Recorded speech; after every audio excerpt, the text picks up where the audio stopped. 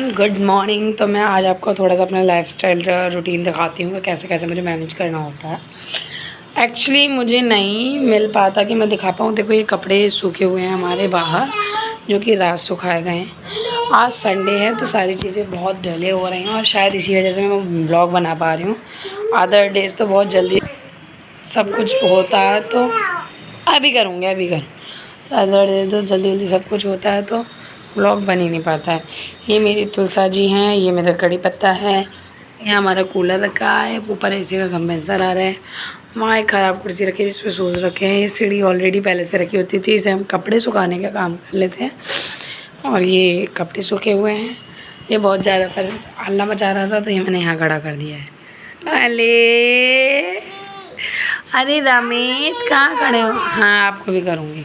और देखो, यहाँ सब अभी बिखरा पड़ा है और मुझे जल्दी से ये मैनेज करना है जब तक वो वहाँ खड़ा है।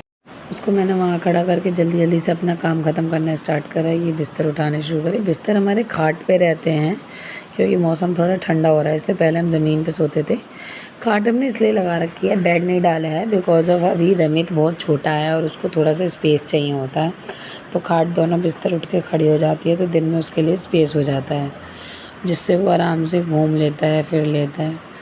नॉट बिकॉज कि बेड नहीं है या हम नहीं डाल सकते, ऐसा कोई बहुत बड़ी चीज़ नहीं है बेड ला के डालना, बस हम स्पेस की वजह से नहीं डाला है।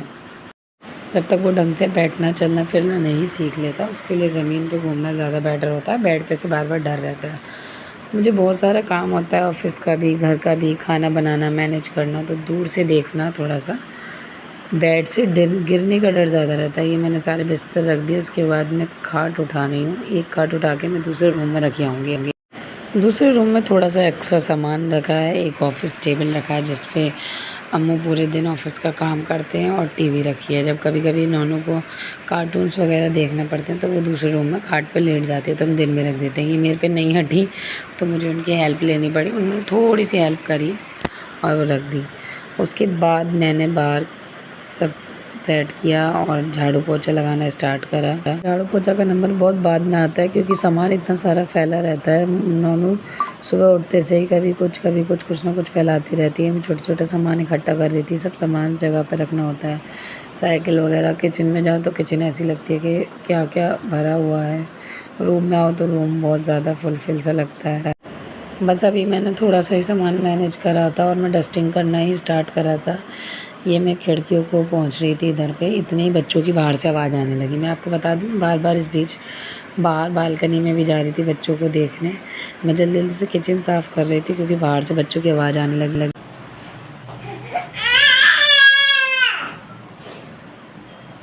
क्यों चिल्ला रहे हो?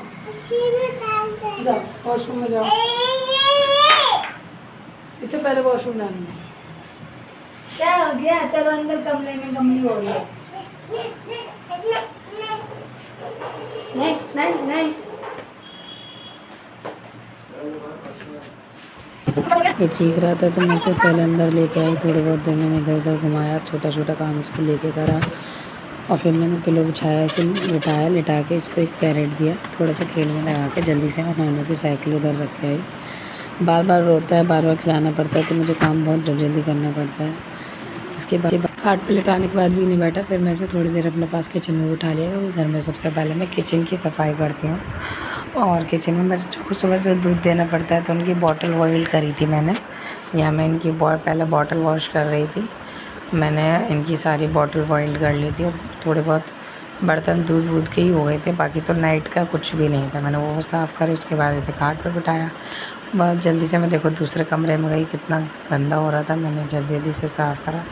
बीच बीच में नॉनू भी परेशान कर रही थी, ज़िद कर रही थी, देखो ये यहाँ से उठेगी नहीं। मैंने बड़ी मुश्किल से इसको यहाँ से उठाया। मैं रमित को देख रही थी, बार बार गाना गा रही थी इसके पास आके। फिर मैंने जल्दी जल्दी से इस रूम में झाड़ू लगाई और मैं बीच बीच में रमित को आवाज़ लगा रही थी और खिला रही थी पोएम सुना के। उसके बाद मैं उस कमरे में गई तो मैंने देखा वो बहुत ज़्यादा रो रहा था। मैं ये हालत होती है मेरी, इधर से उधर इधर से उधर। मैं अभी झाड़ू भी लगा के फ्री नहीं हुई थी कि उसने रोना स्टार्ट कर दिया। देखो यहाँ मैं इस रूम में झाड़ू लगा देती हूँ, किचन मेरी तो ऑलरेडी पहले ही साफ़ हो चुकी थी। मैं इसको भी साइड करती हूँ, ये भी नहीं सुनती है। यहाँ ये ज़ोर ज़ोर से रोने लग गया। फिर मुझे झाड़ू रोक के जल्दी जल्दी आना पड़ा इसे उठाने के लिए। रमित को मैंने थोड़ी देर के लिए दूसरे रूम में बिठा दिया, उसे थोड़ा सा चेंज मिल जाता है तो वो थोड़ी देर के लिए शांत हो जाता है।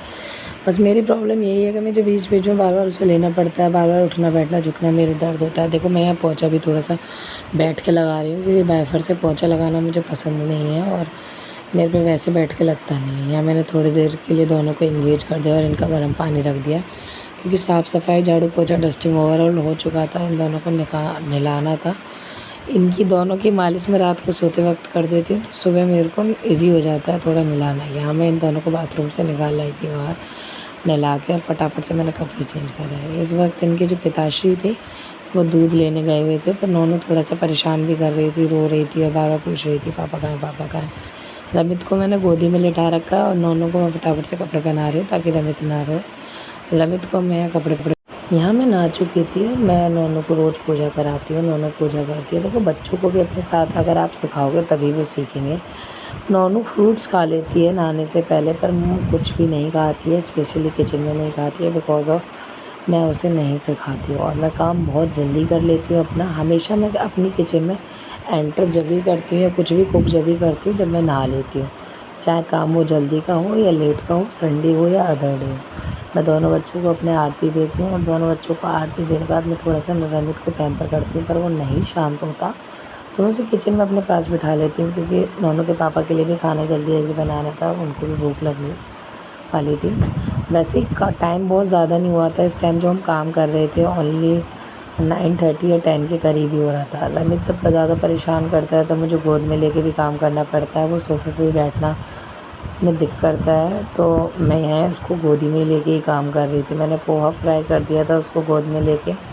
मैं ना अपने बच्चों को मोबाइल और टीवी नहीं दिखाती हूँ बहुत ज़्यादा, शायद इसीलिए मैं ज़्यादा थक जाती हूँ, क्योंकि मैं उन्हें लेके काम करना पसंद करती हूँ, लेकिन उन्हें इंगेज करके एकदम फ्री होना पसंद नहीं करती हूँ। जैसे फीमेल्स करती हैं, बच्चे को मोबाइल पकड़ा देती हैं कि हम काम ख़त्म कर लें, पर मेरे साथ यही प्रॉब्लम है कि मुझे बार बार बच्चे को जाना पड़ता है, बीच बीच में काम छोड़ के, कभी दूध दे लें, कभी बहुत ज़्यादा केयर करनी पड़ती है, बिकॉज मैं नहीं चाहती कि मैं अपने बच्चे को टीवी में या मोबाइल में इंगेज करूँ। हाँ, हालांकि नोनू टीवी देखती है, नोनू को टीवी देखना स्टार्ट कर दिया है क्योंकि वो 3 साल से ऊपर हो गई है, बट अब उसको भी हम ज़्यादा दिखाएंगे तो उसका भी इफ़ेक्ट रमित पे पड़ेगा, तो फॉर द रमित की वजह से नोनू को भी बहुत ज़्यादा नहीं दिखाया। तो यहाँ नाश्ता तैयार हो गया था, सैंडविच है, ये रमित का खाना है जो कि मैज़ आलू है, और ये जब नमकीन है पोहे में डाल के खाने के लिए। मैं डाइट पे हूँ, सैंडविच नहीं खाती, दैट्स वाई मेरे पोहे लेती हूँ।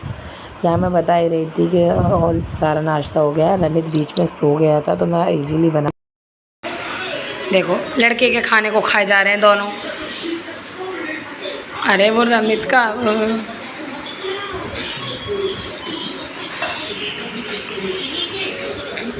सो रहा है।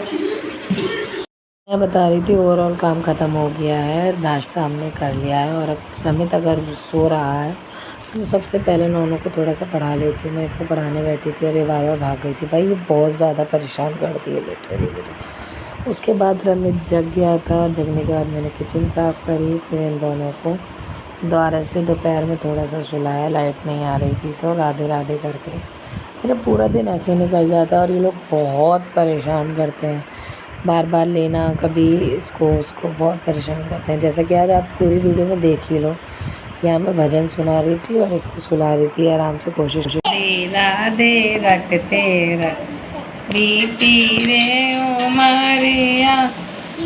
यहाँ मैं बता रही थी कि मैंने संडे का यूज़ करते हुए थोड़ा सा कपड़े वपड़े चेंज करके वीडियो बनाई, क्योंकि बच्चे दोपहर में बिल्कुल नहीं सो रहे थे। पूजा ख़त्म करके यहाँ काट पे बैठ के बड़े अच्छे से मंत्र गाते हुए कपड़ों की तह लगा रही थी, और ये ब्राउन वाली पैंट में अंदर छपकली घुसी हुई थी। जैसे ही मैंने हाथ डाला वो बिलबिलाई और मेरा हाथ उसके पास तक जाने से पहले मैंने पैंट फेंक दी। अभी अम्मू ने आके वो बाहर निकाली है, बड़ा खौफनाक मंजर था। मेरा आटा लगा हुआ है, चने उबले हुए हैं, मुझे ये फ्राई करने हैं, पर किंतु परंतु अब आराम शुरू हो गया। अभी कितनी देर में काम खत्म होगा कुछ नहीं कह सकते है भाई।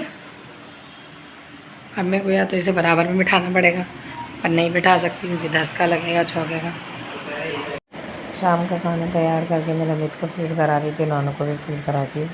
बीच में मैंने दिन भर में 2 बार रमित को और नोनू को फीड कराया था, नॉनू खाना सुबह शाम ही खाती है, पर रमित थोड़ा थोड़ा खाता है, इसलिए बीच बीच में भी फीड कराना पड़ता है। तो बहुत हेडेक डे होता है, आपको पता ही नहीं चलता मेरा काम कभी शुरू होता है कभी ख़त्म होता है। यहाँ देख लो रमित खड़े होकर खाना खा रहा था, बिकॉज ऑफ उसको खड़े होने की प्रैक्टिस अभी कर रहा है वो। तो नॉनू भी उसी की तरह सेम कॉपी कर रही थी। भाई ये बड़ा समस्या है, जो वो करता है वही वो करती है। कभी कभी वो उसे कॉपी करते हैं, कभी कभी वो उसको कॉपी करते हैं। उसके बाद रात मैंने इन दोनों की मालिश कर दी है। अब इनकी विटामिन डी, आयरन और मल्टीविटामिन दे रही हूँ। मैं मालिश रात को कर देती हूँ क्योंकि दिन में टाइम ही नहीं मिलता है, दिन में खिचड़ पिचड़ ज़्यादा रहती है। अब ये रात को अपनी डोज लेके सो जाएंगे। एक डोज इन्होंने नहाते बाद ली थी। बेटा बेटा